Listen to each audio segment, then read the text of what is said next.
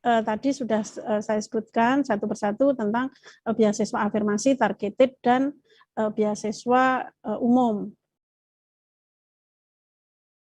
Ini sebetulnya ini adalah persyaratan-persyaratan bagaimana beasiswa untuk putra-putri Papua. Yang tadi disebutkan secara spesifik kenapa beasiswa putra-putri Papua ini untuk tahun 2020 dikhususkan, disendirikan, tidak dicampur dengan beasiswa yang lain, dengan tujuan bahwa akan lebih banyak lagi penerima beasiswa putra dan putri Papua untuk mendaftar di beasiswa LPDP. Seperti kita lihat dalam screen ini, persyaratannya sangat bukan rendah ya, persyaratannya sangat minimal gitu.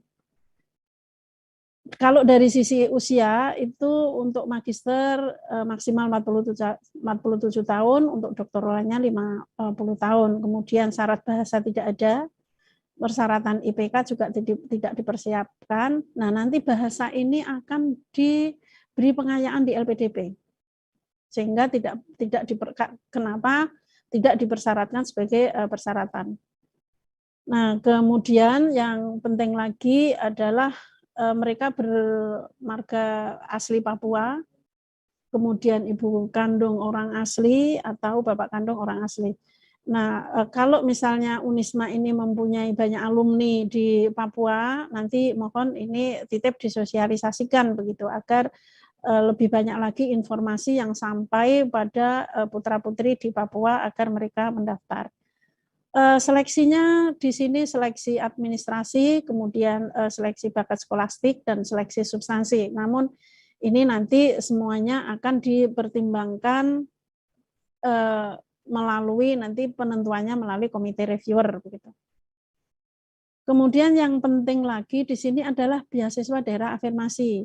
Saya yakin bahwa para alumni Unisma itu tersebar di berbagai daerah setelah lulus, sehingga penting sekali untuk Unisma ini membantu LPDP dalam menyebarkan informasi kepada para alumni-alumni yang tersebar di berbagai daerah, dan saya yakin bahwa di sana banyak yang tinggal di daerah-daerah afirmasi yang 96 daerah itu begitu. Nanti bisa saya sampaikan 96 daerah itu di mana saja.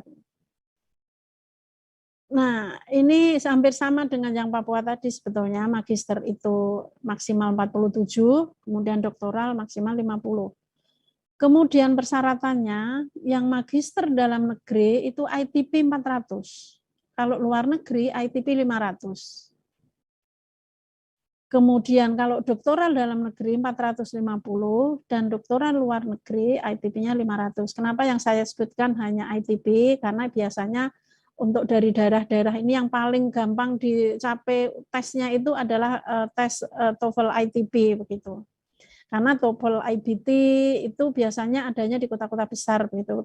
Tapi kalau tes ITP itu biasanya bisa sampai di daerah-daerah, bahkan bisa online. Gitu. Ini sehingga yang penting bisa mencapai TOEFL minimal 400. TOEFL 400 ini sebetulnya tidak susah-susah amat begitu. Jadi kalau misalnya belajar dengan tekun selama 6 bulan itu mencapai 400 itu sudah tidak terlalu sulit, karena 400 itu kalau misalnya basic grammar dikuasai, basic speaking, basic listening, dan basic writing dikuasai, itu pasti 400 itu didapat gitu. Jadi mohon nanti diinfokan ke para alumni yang tersebar di berbagai daerah, khususnya daerah afirmasi, untuk tidak ragu atau tidak takut untuk mendaftar beasiswa LPDP karena persyaratannya tidak terlalu tinggi. Kemudian persyaratan IPK, kalau untuk master itu 2,5, kemudian doktoral 3,0. Ini persyaratan yang juga yang tidak sulit. Kemudian proses seleksinya akan seleksi administrasi, seleksi bakat skolastik, dan seleksi substansi.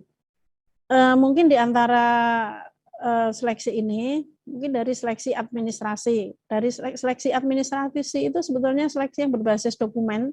Jadi selama dokumen yang di-submit adalah dokumen-dokumen asli atau sesuai dengan aslinya, itu tidak akan mengalami problem dan pasti akan lolos di seleksi administrasi. Namun sebaliknya, Kalau dokumen-dokumen yang disubmit tidak memenuhi kriteria, itu pasti akan gagal di seleksi administrasi ini.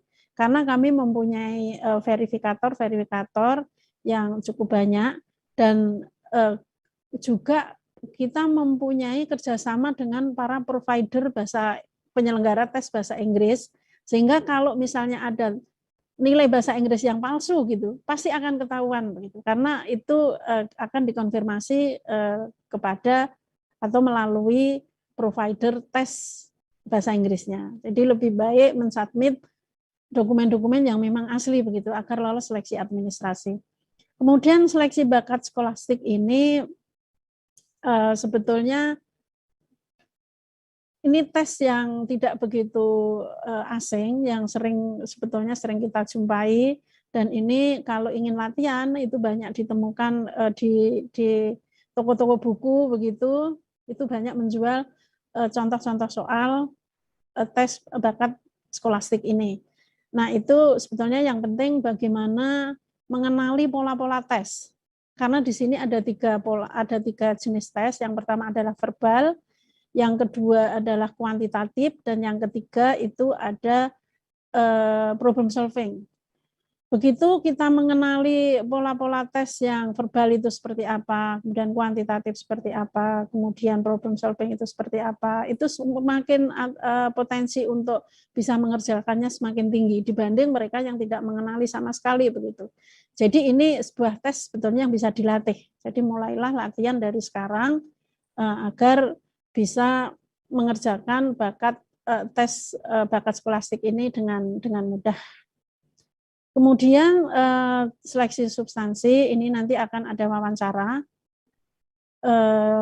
di mana wawancara ini sedikitnya diwawancarai oleh 2 orang begitu, yang akan mewawancarai tentang seputar kemampuan, seputar kapasitas akademik atau khususnya sebetulnya area apa yang akan dipelajari, area apa yang dipilih, kenapa memilih universitas itu, keahlian apa yang ingin dicapai, dan setelah itu akan apa yang akan dilakukan. Seputar itu aja. Tapi karena seleksi wawancara ini adalah sifatnya kualitatif, di mana pewawancara itu mempunyai hak sebetulnya, kewenangan untuk melakukan probing. Nah, di situ dari satu orang ke orang lain akan beda-beda cara menanyakannya, meskipun yang akan ditanyakan sama, tetapi cara kemudian metode menanyakannya berbeda-beda sesuai dengan konteks atau latar belakang mereka masing-masing. Nah, ini pentingnya untuk melatih diri bagaimana menghadapi para pewawancara itu. Satu lagi yang sangat penting dalam seleksi substansi ini adalah yang akan dinilai CV.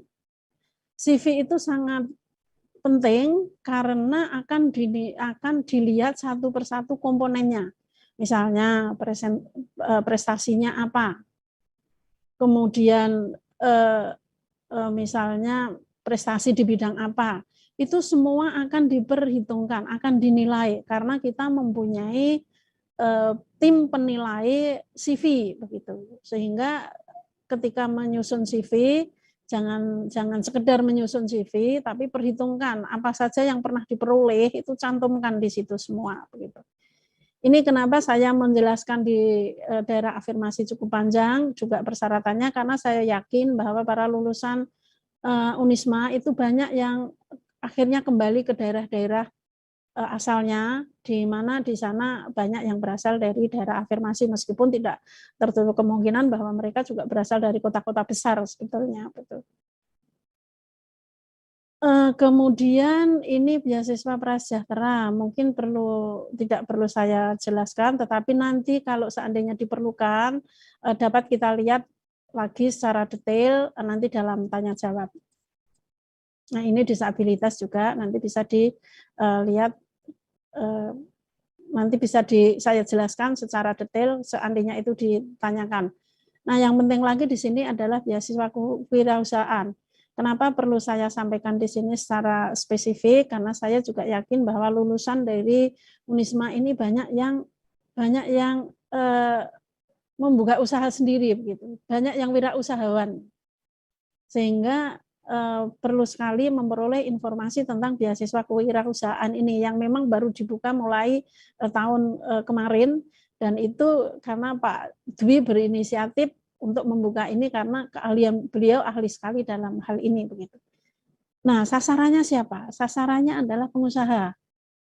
Pengusaha itu tidak berarti harus pengusaha besar yang ini ya. Pengusaha besar mungkin malah tidak mendaftar di sini karena tidak perlu beasiswa, mereka sudah bisa membiayai dirinya sendiri. Tapi pengusaha bahkan pengusaha kelas menengah dan kecil pun bisa mendaftar di sini. Yang penting itu pengusaha begitu. Kemudian juga orang yang mau memulai usaha. Kemudian WNI yang ingin berkontribusi dalam bidang kewirausahaan. Ini adalah sasaran pendaftarnya. Usia maksimal 35 tahun. Ini khusus untuk magister luar negeri, jadi tidak dibuka untuk dalam negeri. Kemudian syarat bahasa Inggrisnya, karena ini magister untuk luar negeri, jadi tesnya bukan tes ITP lagi, tetapi persyaratannya adalah TOEFL IBT itu 61 skornya. Kalau PTE akademik itu 65 atau IELTS 6. Itu sudah bisa mendaftar untuk magister kewirausahaan yang tujuannya adalah ke luar negeri. IPK hanya 2,50. Seleksinya tetap yaitu seleksi administrasi, seleksi bakat skolastik, dan seleksi substansi. Kemudian dokumen khusus yang perlu dipersiapkan adalah memiliki usaha atau orang yang bergerak dalam bidang kewirausahaan yang dibuktikan dengan rencana bisnis bagi yang belum memiliki bisnis, atau rencana pengembangan bisnis, atau rencana bisnis baru bagi yang sudah memiliki bisnis sesuai format LPDP yang nantinya ada formatnya tersendiri. Kemudian yang kedua, melampirkan surat rekomendasi dari rektor atau dekan dari kampus yang akan menjadi tempat mengabdi pasca lulus studi, yang akan atau sudah memiliki program kewirausahaan untuk menjadi bagian dalam memperkuat tenaga pendidik atau clinical faculty di perguruan tinggi. Ini yang nomor 2 itu tidak berarti bahwa nanti akan menjadi dosen di perguruan tinggi tersebut, tetapi akan berkontribusi jika diperlukan oleh perguruan tinggi tersebut, misalnya untuk mentoring, untuk program mentoring atau program-program lainnya yang sejenis. Nah, ini adalah program beasiswa kewirausahaan. Kalau beasiswa umum ini saya kira tidak perlu saya jelaskan secara detail, hanya nanti kalau memang diperlukan nanti akan saya jelaskan dalam sesi tanya jawab. Demikian Mas Imam yang bisa saya jelaskan. Kalau ada pertanyaan-pertanyaan mari kita diskusikan bersama-sama. Demikian. Terima kasih. Saya kembalikan ke Mas Imam. Monggo.